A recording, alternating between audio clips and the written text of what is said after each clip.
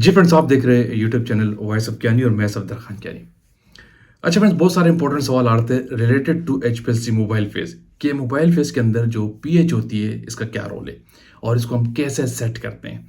और second, mobile phase किस किस टाइप्स के होते हैं और इनकी प्रिपरेशंस का तरीका क्या होता है, क्या इंपॉर्टेंट टिप्स है। तो आज इस वीडियो का फोकस ये है कि कौन कौन से मोबाइल फेज आप सेलेक्ट करते हैं और क्यों मोबाइल फेज के अंदर आपकी पीएच होती है और किसी मोबाइल फेज के अंदर पीएच नहीं होती, क्या क्राइटेरिया है, पीएच का क्या रोल है। तो इस वीडियो में आज ये सारी क्यूरीज में क्लियर करने जा रहा हूं, तो वीडियो अपने एंड तक देखनी है। भाई मेरा यो यो तू मेरी मखना कदम तू तेरे संभल के रखना। Welcome back.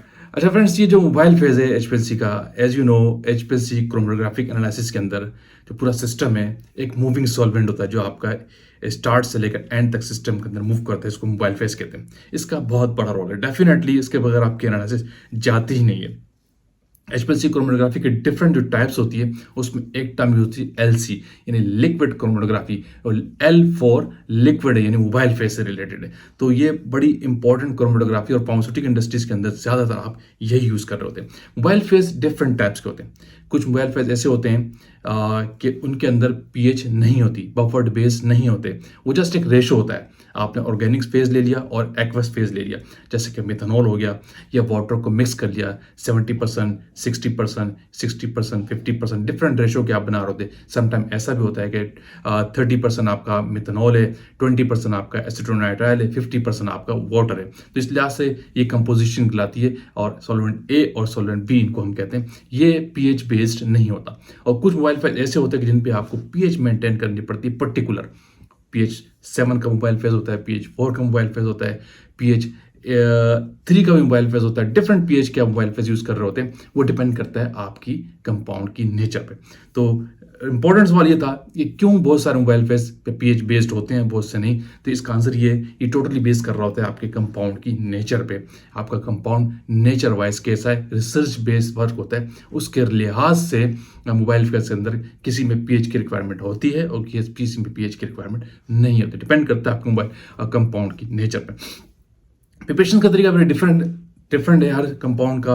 अगर आपका पीएच बेस्ड नहीं है तो जस्ट आप मिथेनॉल और वाटर का बना रहे हो तो डेफिनेटली आप 50% का रेशियो है तो आप 500 ml मिथेनॉल लेते हैं, 500 ml डिस्टिल्ड वाटर, सही है, जिसकी कंडक्टिविटी कम होती है, वो लेकर उनको मिक्स करके अच्छी तरीके से मिक्स करते हैं सोनिकेटर पे लगा के और उसको आप फिल्टर कर लेते हैं और उसके बाद आप डिगेस करने के बाद एचपीएलसी पे ले जाते हैं। इसी तरह आपके पास अगर पीएच का मोबाइल फेज के अंदर पीएच मेंशन है, बफर्ड मोबाइल फेज है, तो वो कंपाउंड की नेचर पर डिपेंड करते हैं। उसमें क्या होता है कि आप एक सॉल्ट लेते हैं, फॉस्फेट बफर का सॉल्ट लेते हैं, एसिटेट बफर बनाते हैं, डिफरेंट टाइप के बफर आपके पास होते हैं। ये भी डिपेंड करता है कंपाउंड की इल्यूशंस पे, कंपाउंड की नेचर पे, ठीक है, और किस टाइप का आपका कंपाउंड है उसकी पॉजिटिविटी नेगेटिविटी देखते हुए।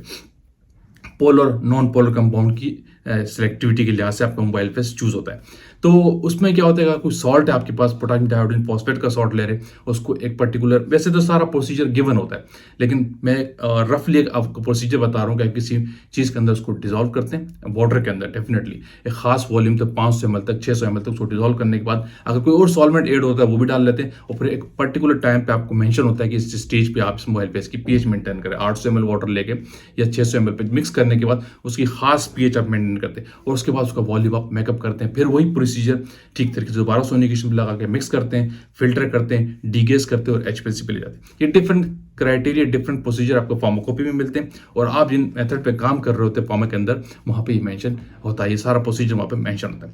लेकिन रही जो बड़ी इंपॉर्टेंट चीज ये थी कि पीएच का क्या रोल है मोबाइल फेज के अंदर और क्यों बहुत से मोबाइल फेज पीएच बेस्ड होते हैं और बहुत से नहीं। पहले वाले का, सेकंड वाले का तो मैंने आपको जवाब दे दिया कि डेफिनेटली कंपाउंड की नेचर को देखते हुए पोलर या नॉन पोलर कंपाउंड है, उस लिहाज से आपका मोबाइल फेज का पीएच सिलेक्ट होता है और पीएच सिलेक्ट नहीं भी होता। अगर कंपाउंड ऐसा है कि उसको पीएच की रिक्वायरमेंट नहीं है तो वो एसिड बेस पे इल्यूट और होता है। जैसे कि मैं अक्सर एग्जाम्पल आपको कोड करता हूँ, जैसे मिथाइल पैराबीन एक कंपाउंड है आपके पास जो आपके एचपीएलसी की कैलिब्रेशन में भी यूज होता है प्रिसीजन के अंदर ये कंपाउंड, तो वो जस्ट एक प्योर मिथेनॉल पे आप एनालिसिस कर रहे होते हैं, उसकी 100% प्योर मिथेनॉल पे इल्यूट होता है वो, उसके अंदर कोई मिक्सर भी नहीं रिक्वायर्ड है आपको, क्योंकि कोई एक्वस फेज भी नहीं चाहिए, कोई पीएच बफर भी आपको नहीं चाहिए। इसी तरह बहुत सारे कंपाउंड ऐसे होते हैं जिनकी इल्यूशन के लिए, पीक की अच्छी शेप के लिए आपको खास पीएच रिक्वायर्ड होती है, क्योंकि बहुत सारे कंपाउंड्स आपसे मिक्स करके रिएक्शन करते हैं तो उसके लिए कंडीशंस होती है कि खास इसको बफर्ड एनवायरनमेंट दिया जाए, पीएच दिया जाए, तो ताकि इसकी पीक ठीक तरीके से इल्यूट हो और पीक अच्छी शेप शेप आ जाए।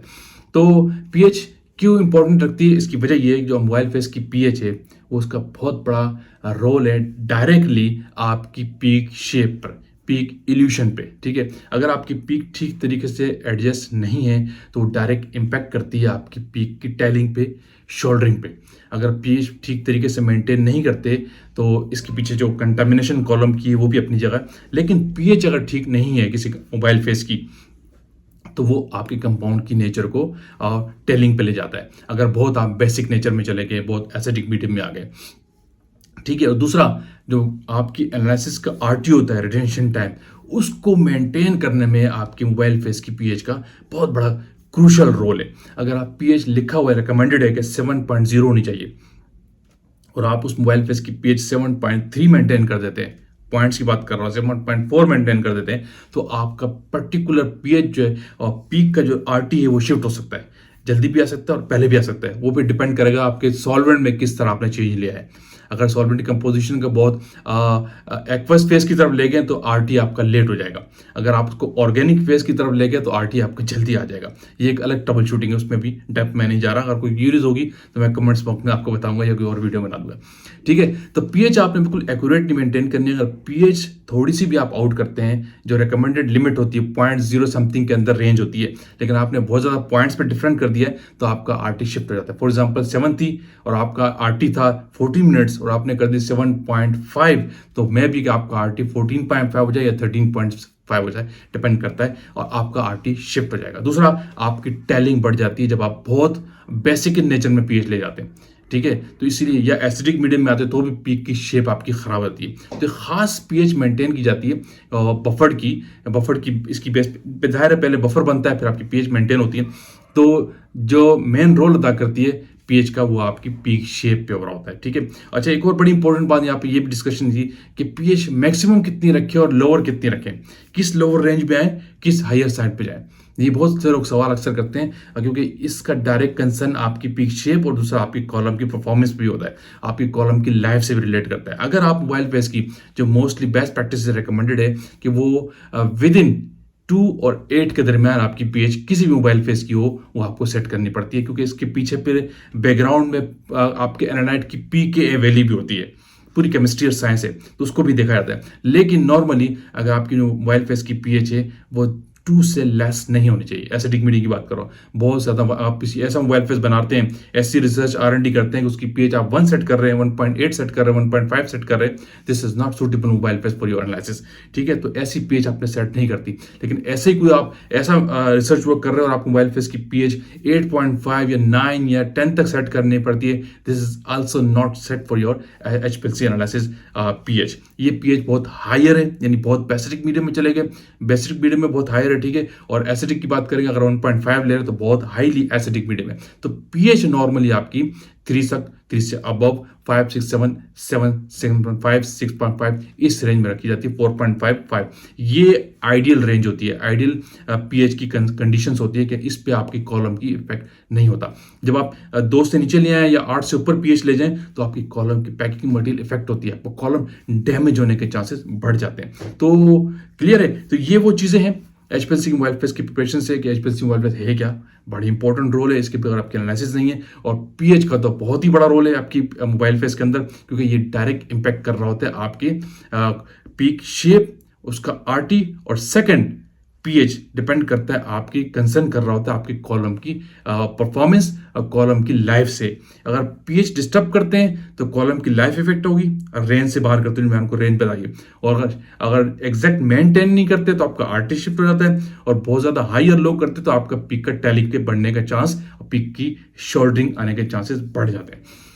तो आई होप कि जो लोग सवाल कर रहे हैं कि मोबाइल फेस क्या है और इसमें पीएच का क्या रोल है और मोबाइल फेस क्यों डिफरेंट टाइप्स के होते हैं, तो इस वीडियो से आपको पता चल गया होगा कि क्यों डिफरेंट टाइप के मोबाइल फेस होते हैं, क्यों पीएच हम मेंटेन करते हैं, और पीएच की मैक्सिमम और मिनिमम रेंज क्या होनी चाहिए, आइडियल रेंज क्या होनी चाहिए, और पीएच का रोल क्या है।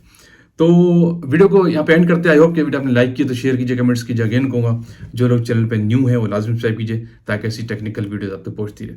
Thank you for watching. अल्लाह हाफिज़।